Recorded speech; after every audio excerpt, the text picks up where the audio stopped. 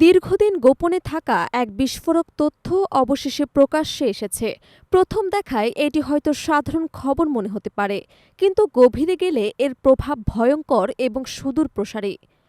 সম্প্রতি ভারত এবং পাকিস্তানের মধ্যে সংঘটিত সংক্ষিপ্ত কিন্তু তীব্র সংঘর্ষের খবর সবার সামনে এসেছে। তবে নতুন তথ্য প্রকাশের পর পুরো চিত্র পাল্টে গেছে। পাকিস্তানে হামলার নেপথ্য ভারত নয়। ঘটনার কেন্দ্রবিন্দুতে রয়েছে অপারেশন সিঁদুর, যা ভারতের নামে চালানো হলেও এর মূলে ছিল ইসরায়েলি প্রযুক্তি। অপারেশনের পরপরই ইসরায়েলের প্রধানমন্ত্রী বেনজিয়ামিন নেতানিয়াহু ভারতীয় বাহিনীর প্রশংসা করে প্রকাশ্যে স্বীকার করেন, আমাদের দেওয়া অস্ত্র বাস্তব যুদ্ধে অসাধারণভাবে কাজ করেছে। তার এই বক্তব্যে যেন পর্দার আড়ালে বড় কোনো গোপন কথাই ফাঁস হয়ে গেছে। অপারেশন সিঁদুরে ভারতীয় সেনারা ব্যবহার করেছে ইসরায়েলের তৈরি বারাক-8 ক্ষেপণাস্ত্র প্রতিরক্ষা ব্যবস্থা এবং হারপিন ড্রোন, যা পাকিস্তানের আক্রমণ ঠেকাতে মুখ্য ভূমিকা রেখেছে।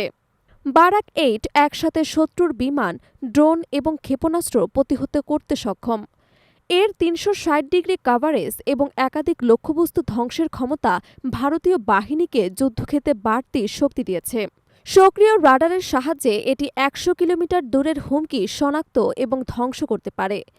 যুদ্ধ জাহাজে বা মাটিতে দুই ক্ষেত্রেই এর ব্যবহার সম্ভব, যা এটিকে আরও প্রাণঘাতী করে তুলেছে। অন্যদিকে হারপিন ড্রোন বিশেষভাবে শত্রুর রাডার ধ্বংসের জন্য তৈরি।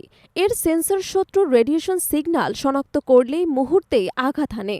দিন কিংবা রাত যে কোনো সময় আকাশে ৯ ঘণ্টা পর্যন্ত টহল দিতে সক্ষম। এই ড্রোন পাকিস্তানের প্রতিরক্ষা ব্যবস্থায় ভয়াবহ আঘাত এনেছে।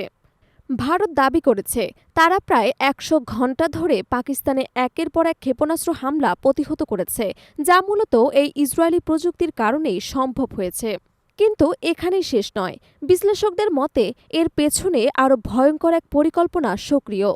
বহু আন্তর্জাতিক সামরিক বিশেষজ্ঞ মনে করছেন ইসরায়েল ভারতের কাঁধে ভর করে পাকিস্তানকে দুর্বল করার দীর্ঘমেয়াদী কৌশল বেছে নিয়েছে। এমনকি অপারেশন সিঁদুরে ইসরায়েলি পাইলটদের সরাসরি অংশগ্রহণের সম্ভাবনাও উড়িয়ে দেওয়া যাচ্ছে না। যদিও এ বিষয়ে কোনো এখনও আনুষ্ঠানিক স্বীকৃতি পাওয়া যায়নি, কিন্তু নেতানিয়াহুর মন্তব্য এবং অভিযানে ইসরায়েলি প্রযুক্তির সর্বাত্মক ব্যবহার এই ধারণাকে আরও জোরালো করেছে। আরেকটি শঙ্কাজনক দিক হল ইসরায়েলের দুর্ধর্ষ গোয়েন্দা সংস্থা মোসাদ দীর্ঘদিন ধরেই দক্ষিণ এশিয়ায় সক্রিয়। পাকিস্তানকে চারদিক থেকে ঘিরে ফেলার কৌশল হয়তো এই অপারেশনের অংশ। ভারতের সামরিক অবকাঠামো, ইসরায়েলি উপদেষ্টা, প্রযুক্তি এবং প্রভাব ক্রমে গভীর হচ্ছে। অনেক বিশ্লেষকদের মতে ভারত এখন কার্যত দক্ষিণ এশিয়ায় মোসাদের প্রধান ঘাঁটিতে পরিণত হয়েছে। এটি শুধু ভারত পাকিস্তান নয়, পুরো দক্ষিণ এশিয়ার ভূ রাজনীতিতে গভীর পরিবর্তন আনতে পারে। আঞ্চলিক সামরিক ভারসাম্যে ভেঙে দিতে ইসরায়েল নিজের প্রভাব বাড়ানোর জন্য ভারতকে ব্যবহার করেছে, এমন ইঙ্গিত স্পষ্ট হয়ে উঠেছে। এই সহযোগিতা পাকিস্তানের জন্য যেমন সরাসরি নিরাপত্তা হুমকি, তেমনি পুরো মুসলিম বিশ্বের জন্য উদ্বেগজনক সংকেত।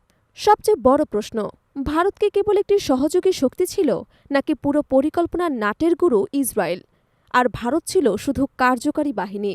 যদি সত্যি পাকিস্তানে ইসরায়েলের সরাসরি সামরিক হস্তক্ষেপ ঘটে থাকে, তবে এর কূটনৈতিক প্রতিক্রিয়া ভয়াবহ হবে। শুধু দক্ষিণ এশিয়ায় নয়, মুসলিম বিশ্বেও এর ঢেউ আছড়ে পড়বে। এখন সবার দৃষ্টি পাকিস্তানের দিকে। তারা কিভাবে এই নতুন বাস্তবতার জবাব দেবে? কূটনৈতিক প্রতিরোধ, সামরিক প্রস্তুতি, নাকি গোয়েন্দা পাল্টা আঘাত? যাই হোক, দক্ষিণ এশিয়ার আকাশে ইতোমধ্যেই যুদ্ধের গন্ধ আরও তীব্র হয়ে উঠেছে। নীলা ইসলাম, ২১ সংবাদ।